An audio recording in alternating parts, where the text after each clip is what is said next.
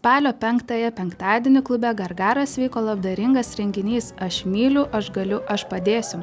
Renginio tikslas padėti beglobiams gyvūnams. Visos surinktos lėšos bus pervestos gyvūnų globą užsiimančiai įstaigai Penkta koja. Penkta koja nepelno siekianti organizacija teikianti savanorišką pagalbą beglobiams gyvūnams. Penkta koja turbūt visiems gerai žinoma organizacija iš to, kaip jinai pasirodo viešoje erdvėje ir kaip gerai rūpinasi beglobiais gyvūnais ir mūsų tiesiog noras buvo prisidėti prie to. Ar mylite gyvūnus?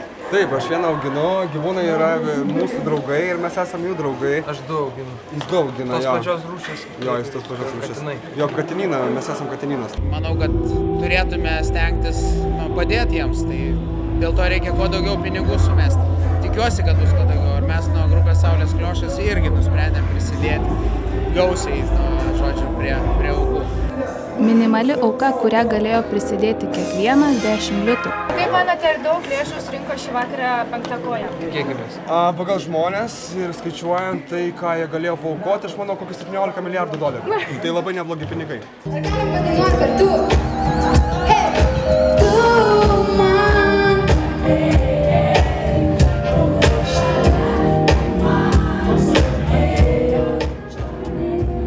Prie šios gražios idėjos prisidėti ir koncertuoti susirinkusiems sutiko puikiai visiems žinomi elektrinės muzikos kūrėjai Golden Parasite, scenos senbuvis Linas Adomaitis su grupe bei vilniečiai Saulės Kliošas.